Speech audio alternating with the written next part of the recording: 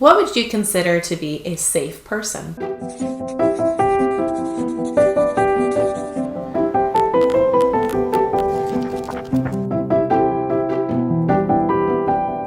Hey there, welcome to Pen to Paper. I'm Leah Lindman, and today I'm going to get into my September reads.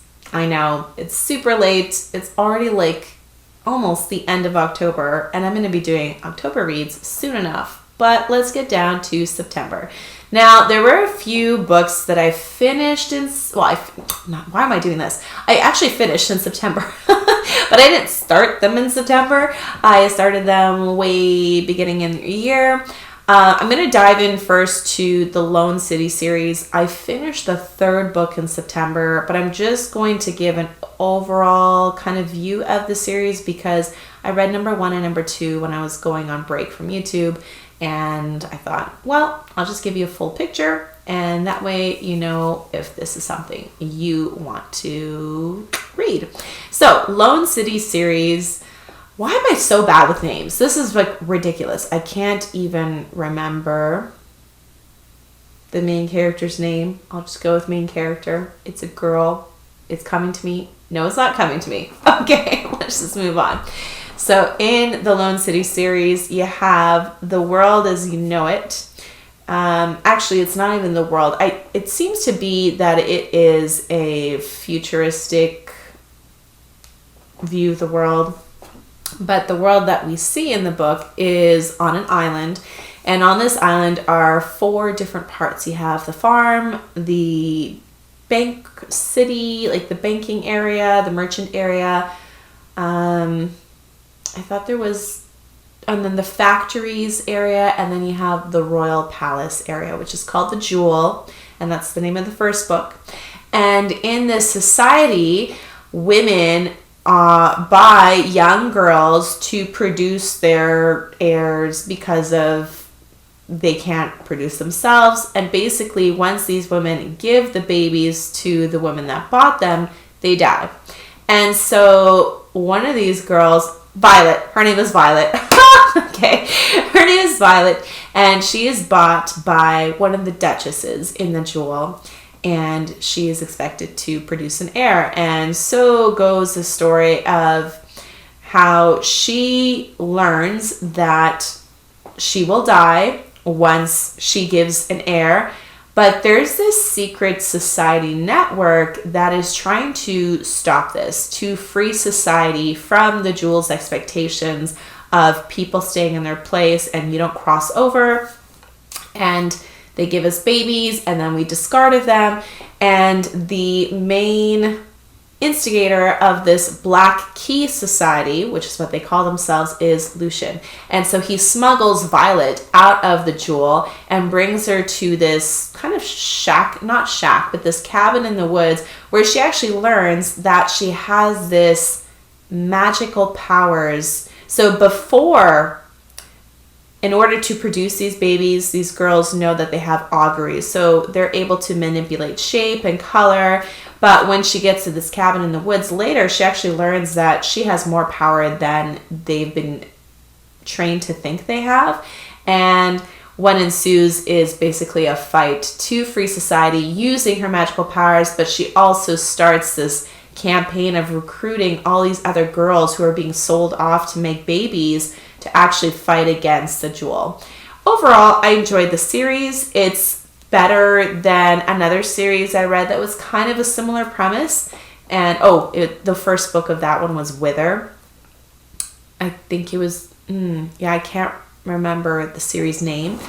But the first book, I believe I gave 3 stars. Second book was 3 stars. I think I gave the third book 4 stars. It was just a great conclusion overall to see if they actually are able to accomplish their goals of breaking out the society and how the world looks for them afterwards. So check out The Lone City if you enjoy that type of story. The next one that I finished in September is called They Shall Expel Demons by Derek Prince. And this is a read-along that I did with a friend. This one I didn't read. I listened to as an audiobook.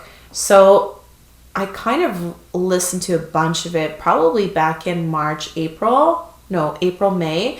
and then forgot about it and then finished it up in September. So it's hard to say. I didn't have like a complete overview of it because it was broken up in the time. But this book talks about, expelling demons from people. Derek Prince has this ministry where he delivers people from demonic possession or demonic influence in that person's life. And it was definitely interesting to hear about all these different stories that he had and how he came to even start in that ministry and how it grew and what his beliefs are in terms of how demons work in people's lives. Some of it I agreed with, and some of it I hadn't heard it that way before. It was a very new concept, so I'm still kind of chewing on it a little bit. And then there was definitely, I think it was chapter 16, where he brings up a bunch of Bible verses to support his arguments, but I'm not too sure. One of them sounded a little weird, and I think I just need to actually sit down with that chapter and read it and then look at the Bible and see what it says, because I was listening to it. I was driving. Like, you can't really study when you're doing that, obviously. So I'll have to kind of look back into that one. But that's what that book was about. The next one that I finished was Night of the Dragon, which is what's the series name? It's by Julie Kagawa. I read book 1 and 2 probably about 1.5 to 2 years ago, and I was waiting for the third one. My library didn't have it, and so finally they had it. Again, this was on audiobook.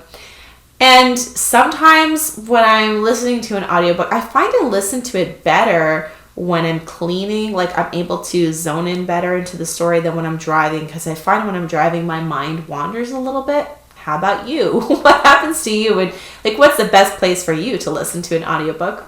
And so I listened a lot to it when I was driving. So that probably wasn't the best thing. So I don't remember, or I couldn't like piece together a lot of it. But I really enjoyed the ending. At first, it's an ending, you're not expecting it, and then you make your peace with it, and then it changes into something else. So the ending was worth the book. And for that, I give it 4 stars. I really did enjoy that. Another audiobook that I listened to, this book I wanted to gift to someone, but I wanted to read it or listen to it before I gifted it to that person. And it's called All Along You Were Blooming by Morgan Lee Nichols or Harper, one of the two. She's a contemporary Christian artist, and she wrote this book of poetry. It's beautiful. It's beautiful poetry about finding worth in yourself and kind of giving that person the greater sense and purpose of their life, and how whether you go through dark times or hard times, that there is light at the end, there is purpose, there is fulfillment, there is worth in you. And it was just a beautiful listening to that encouraged me, and I'm hoping that that book that I did buy for that person will encourage them. The next one that I finished is Safe People by Dr. Henry McLeod. A quick little reminder that if you could like this video and subscribe to the channel if you like this type of content, really would help me out. Thank you so much. And that's why I posed the question at the beginning, who do you view as a safe person? And if you feel that you do not make good decisions when it comes to knowing what a safe person is, then this is probably a good book for you. Overall, for myself, it was a good reminder of things that I already know. It's got a lot of common sense. So as I said, if you don't make good decisions with people, read this book. It will help you form some common sense. Two main issues that I had with it was, so throughout the book, it tells you what safe people are, what safe people aren't, and you get this feeling, or I got the connotation that if they're not safe, you just cut them out, like forget about them, you don't need them in your life, which I agree to a certain extent. And then at the end of it, the last chapter, it says, but just because this person shows unsafe characteristics doesn't mean that you should cut them out completely. So sometimes it could be family or spouse or friends, close friends, and that you can give grace and love toward those people. And for me, that was the most important chapter because, yes, I agree that, let's have a discussion here. If you guys disagree with me in any way, feel free to comment down below. I agree that sometimes you do need to put boundaries with certain people, or maybe even cut them out of your life entirely because they're not healthy for you or not safe. Then you need to do that. But I wouldn't do that as a first resort. I would definitely try to mend the relationship first, communicate clearly how I'm feeling, how that person is treating me or using me, and give that person the opportunity to turn around and change for the better and not just cut them out. And that's kind of the connotation I got through the whole book when he was talking about safe people and unsafe people. So that's why I think that, you know, when you learn to write an essay, you learn that the first and most important point should be at the beginning of your essay and then all the other points afterward. And that point should definitely have been the first chapter. And then there's the term of safe and unsafe. The thing is, we all show at times in our lives or times in the day unsafe characteristics where we get upset or frustrated about something that we shouldn't or unnecessarily, and we don't respond the way we should in love and in grace. And so